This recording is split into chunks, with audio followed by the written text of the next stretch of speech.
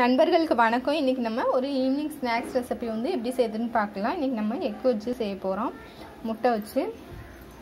இப்போ வந்து நான் வந்து 1 கப் வந்து மைதா மாவு எடுத்திருக்கேன். ரொம்ப கம்மியாக தான் எடுத்திருக்கேன். பார்த்திங்கன்னா 50 கிராம் தான் இருக்கும். இதுக்கு தேவையான அளவு உப்பு சேர்த்துக்கலாம். சால்ட்டு கொஞ்சம் போல் சேர்த்துக்கோங்க.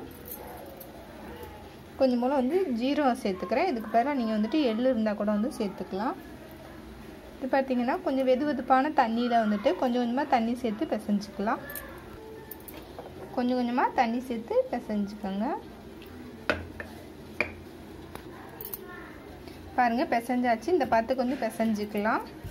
நம்ம பிசையும் போது கையில் பார்த்திங்கன்னா ஒட்டி பிடிக்கும். அதுக்காக கொஞ்சம் போல் வந்துட்டு எண்ணெய் அப்ளை பண்ணி வந்து பிசைஞ்சிக்கோங்க. ஆயில் அப்ளை பண்ணி பிசைஞ்சு எடுத்து வச்சாச்சு. இப்போ வந்து இது ஓரமாக இருக்கட்டும். இதுக்கு தேவையான ஸ்டப்பிங் வந்து ரெடி பண்ணிக்கலாம். இதுக்கு உண்டான ஸ்டப்பிங் வந்து ரெடி பண்ணிக்கலாம். ஒரு கடாயில் கொஞ்சம் போல் எண்ணெய் விட்டுக்கலாம். கொஞ்சம் போல் பொடியாக நறுக்கின வெங்காயம், கொஞ்சம் போல் பச்சை மிளகாய், இதை வந்து 1 நிமிஷத்துக்கு நல்லா வதக்கிக்கலாம். இப்போ பொன்னிறமாக வதங்கிடுச்சு. இப்போ வந்துட்டு வீட்டில் அரைச்ச குழம்பு மிளகாத்தூள் வந்து கொஞ்சம் போல் சேர்த்துக்கிறேன். இது இல்லைன்னா கொஞ்சம் போல் மல்லித்தூள், கொஞ்சம் போல் மிளகாத்தூள், கொஞ்சம் போல் மஞ்சத்தூள் வந்து சேர்த்துக்கோங்க. இது எல்லாமே சேர்த்து அரைச்சதுனால நான் இது மட்டுமே சேர்த்துக்கிறேன். சேர்த்து ஒரு நிமிஷம் மூடி வச்சிடலாம். கொஞ்சம் போல் தண்ணி சேர்த்துக்கோங்க. வந்துட்டு கொஞ்சம் போல் வந்து மல்லியிலை சேர்த்துக்கலாம்.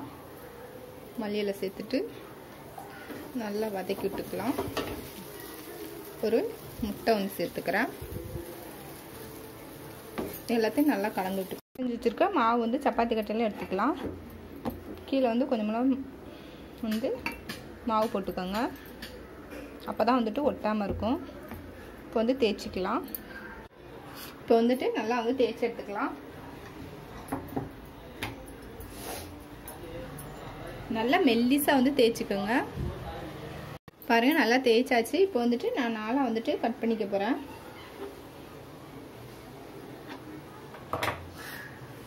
கட் பண்ணியாச்சு.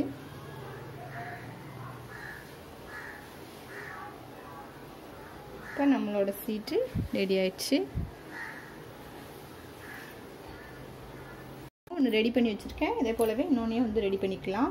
கொஞ்சம் போல் நம்ம வச்சுருக்கோம் ஸ்டப்பிங் வந்து வச்சுக்கலாம். வச்சுட்டு முட்டை வந்து இந்த சைடு திருப்பி வச்சுக்கோங்க. இந்த மாதிரி இதை வந்துட்டு இப்படி மூடிக்கோங்க. மூடிட்டு இந்த மாதிரி கோடு போட்டுக்கோங்க.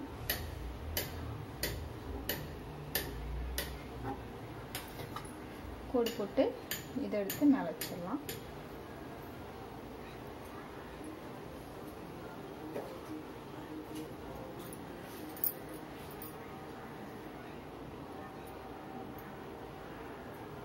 மேலே வச்சாச்சு. இப்போ இந்த ஓரங்களில் ஸ்போக் வச்சு இந்த மாதிரி வந்து பண்ணிக்கலாம்.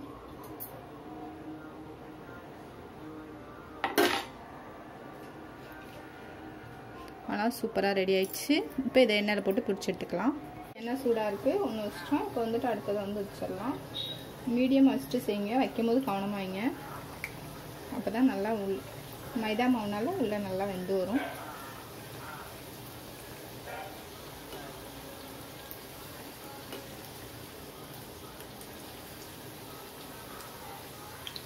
லைட்டாக அந்த மாதிரி வந்து தூக்கி விட்டுக்கோங்க.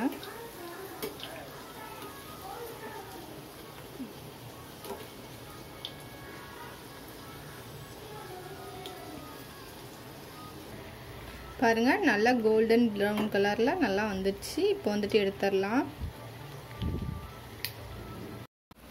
பாருங்கள் எவ்வளோ சூப்பராக வந்திருக்குன்னு. என்னோட இந்த பதிவு பிடிச்சிருந்ததுனால லைக் பண்ணுங்கள். இவ்வளோ நேரம் என்னோட பதிவை பார்த்தவங்களுக்கு ரொம்ப ரொம்ப நன்றி.